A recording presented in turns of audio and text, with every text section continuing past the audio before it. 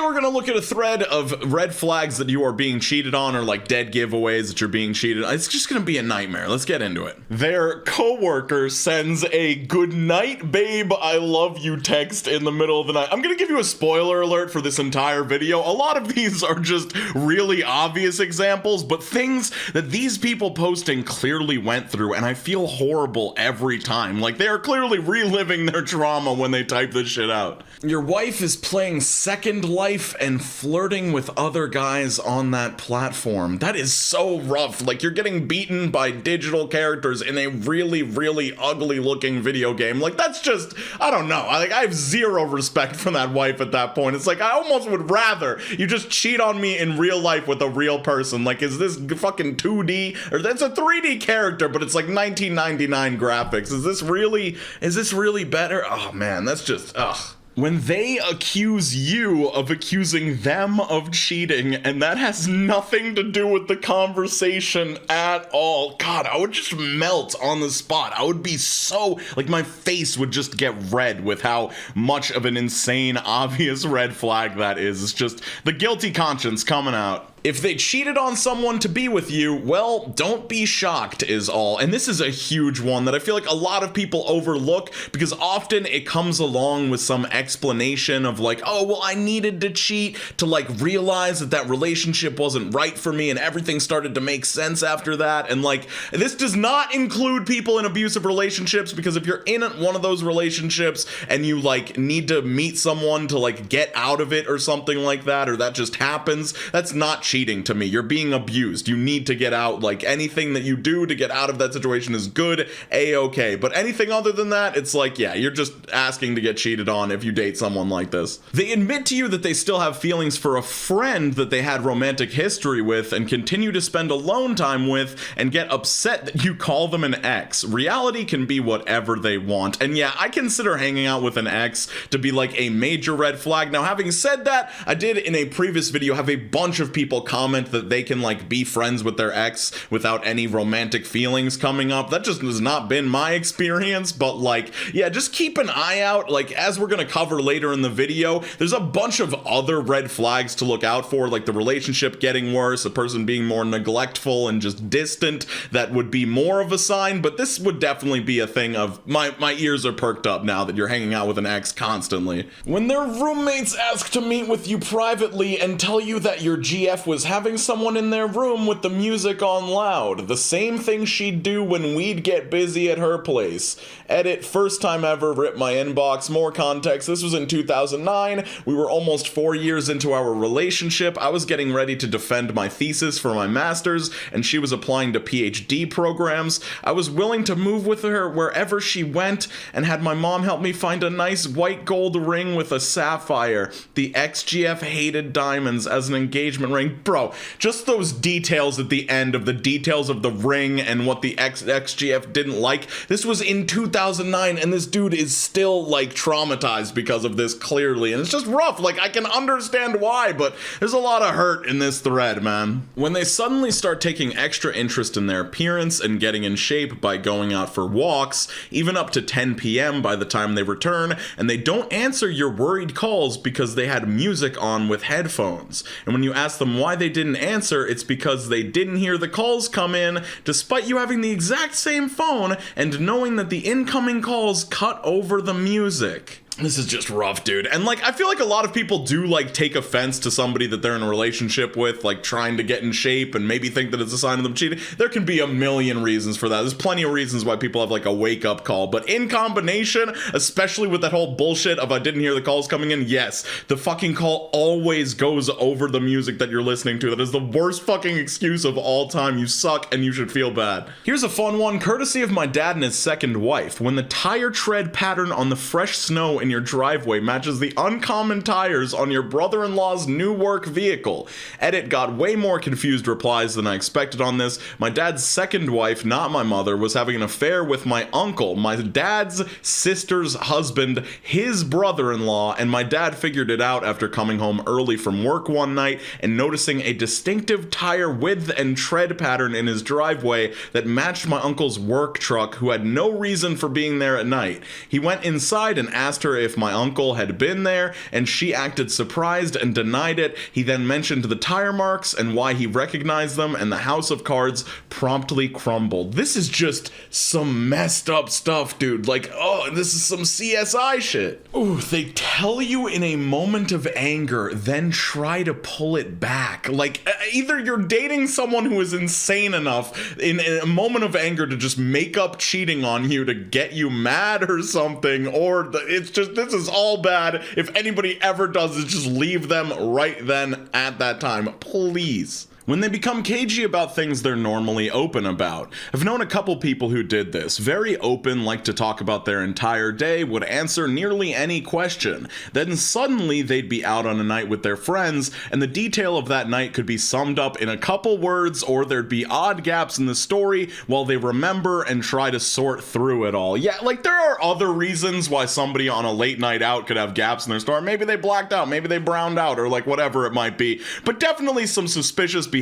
And yeah, if you see somebody like that's usually open and they start to close up around certain things and you're dating this person, like it's probably not a good sign. They could have some other secret, but it could also be, you know, the one that you're afraid of. My ex would sleep with her phone under her pillow. I had an idea it was happening and would keep an eye on this guy's MySpace. Then he posted one of the questionnaire things that were popular at the time, and one of the questions was, who did you last kiss? His answer was my ex. God damn, bro. MySpace Tom had my back. A lot of you may seem to think that she may have been browsing the internet, but this was a time before internet was available on your phone. There's nothing to do on a phone other than call and text. Most phones also didn't have screen locks with passwords or facial recognition. Anyone could get on your phone, so the best way to avoid this would be to hide it. Or sleep with it under your pillow so that if someone does try to get it, they wake you up. Yeah, there's no good reason to sleep with your phone under your pillow. Like, if you need to be available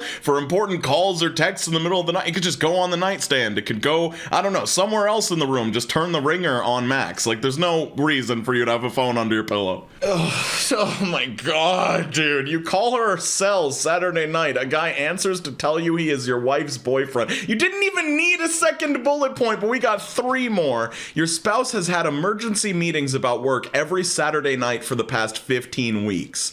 Can't explain why an Amazon order puller has so many late night emergency work meetings.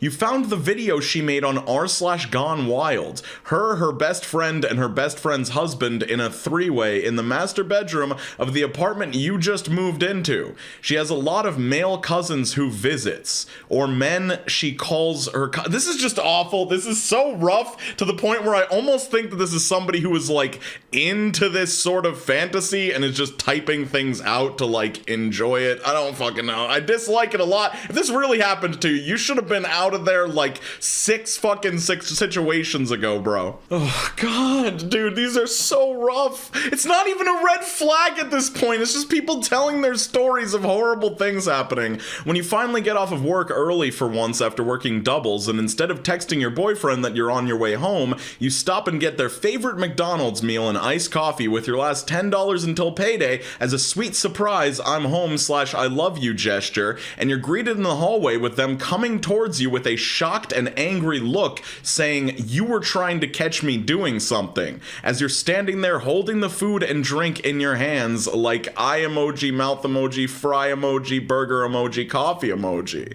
We were together for 6 years before I had the guts to leave. It was only a couple weeks after that happened. I'm glad this person got out quick. This is like, this is just the ultimate bad scenario of like, you're being the best partner possible, trying to do a nice thing, and it just leads to the realization that like, this person doesn't want to be with you or is already doing bad things, and it's just not fun at all. They're on their phone all the time and take great pains in keeping you from it. If you knew their passwords, they've changed it and won't tell you. Also, they'll start complaining that you don't trust them and they have no privacy, even if this never bothered them in the past. Somebody responds, people should have their own privacy. I ask for some level of privacy and never look into their personal correspondence, messages, etc. People need their own space. With that said, they know my passwords. I just give them no reason to want to look into my stuff. stuff. And if they have an obsession with that, then that is an unhealthy relationship. So I think that this back and forth is really good because it shows two sides that can both be problems for different reasons. Like, obviously, there's the overly paranoid person who needs to go through every conversation you've had since 2011, and you, like, do not want to be with that person at all. But on the other side, there's, like, the overly private person that seems to be always looking over their shoulder. And, like, on one hand, I guess if you came into the relationship already like that, maybe it's not a problem. But, like, if I'm in a relationship with you, I'm probably gonna want to know your passcode to, like, I don't know, if my phone's in the other room and I need to do something, or you have a subscription service that I don't, or like we're in the car, you're driving and I want to change a song. Like, those are the little things that it's like, I don't know, it's just a convenience thing at that point. But there should be like a mutual trust. Like, you should trust that you don't need to go through anything on their phone, and they should trust that they don't have anything for you to go through in the first place. These days, watch their phone behavior for starters. Do they hide the screen when you walk behind them? Have they added a password or changed the password? This may be innocent, but could be suspicious. Are they texting into the wee hours of night while neglecting you? Have they disabled the little notifications that pop up without having to unlock the phone? Some of these might not be a problem on their own, but you'll often notice other behaviors at the same time. Like, they ignore and neglect you more, find reasons to be in another room, take their phone to the bathroom all the time, or go for lots of breaks away from you. Okay, so I always bring my phone to the bathroom, but anyway, continuing on. You're on the lookout for secretive behaviors, neglect, and distance. And yeah, I think these are important things to bring up. Like, once again, the phone thing is not the end-all be-all, the privacy thing is not the end-all be-all, but if these are preferences for you in a relationship, then, like, maybe it's gonna be a problem. I think the bigger problem is them just being a bad partner. Like, if you see your partner get worse and worse and start, like, exhibiting none of the traits that you dated them for, or, like, any of the traits that you expect a partner to have in a relationship, like, hey, talk to them about it. If they don't change, just leave them. In some of these situations, it really does not matter if the person is cheating on you or not. Like, obviously that's gonna make it worse, but if they're just being a bad partner that you would not want to be with, maybe it's time to just leave them regardless of what they may or may not be doing on the side. Because I'll tell you what, I'm sorry to go on forever, but like, finding out that they're cheating for sure and going through a bunch of effort to find that out and sneaking around and maybe hiring a PI, like, unless there's some divorce settlement to be gained out of that, like, it's probably only gonna make it more traumatic than just going out on your own terms saying this person is not good enough for me and I should just get the fuck out. So this one's sort of similar to the last one, but it paints an interesting picture. Changing passwords to devices after being okay with you having access to them, lack of intimacy over long stretches of time, no longer wanting to sleep next to you at all, go on dates, or do anything a couple would normally do. My biggest red flag is finding things that you are damn sure aren't yours, but they try to pass the item off like it's always been yours. I'll never have solid proof that I was cheated on, but my instincts were screaming when our intimate life went away. Then he wanted to sleep on the couch every single night. Then he started changing passwords as my paranoia kicked in. First fight happened at this point. Next came him keeping me out of photos on purpose that he would share on his social media accounts just in case people thought we were dating, which we were. That was when I caught him talking to someone through PS4 and online. She thought he was single. Fight 2 happened then, and I was in denial because he was gaslighting me so much. It escalated to him wanting to be gone every weekend to a buddy's house, and I was never allowed to come along, and eventually I found makeup in my car after one of those pal weekends. I don't wear makeup unless it's a special occasion, usually, and when I do wear it, it's only around my eyes, so I knew this didn't belong to me as it was lip gloss. Final fight, and we didn't stay together. To everyone out there, it usually starts small and gets bigger over time. Trust yourself to see the signs and leave. So yeah, this is just another situation where, like, the cheating may be the underlying problem that's, like, causing these symptoms of this person being a worse partner because they're getting whatever they need elsewhere and they don't really care about keeping up appearances with you. But, like, also these symptoms on their own are totally enough to leave someone over. Like, you do not need the proof. Like, I totally understand what this person is going through. Like, you get in a fucking state when you think that you're being cheated on. But, like, yeah, feel free to trust your instincts, and if somebody's mistreating you, just fucking leave. You do not need proof. It's cringe video on the screen, channel, music channel, video on the screen if you're interested. Take care of yourself and the people around you. Please do good upon to others. And anyway, I'll skate on, you skate on, I will all skate on, drink water, and I'll see you super soon. Peace out, Cub Scouts.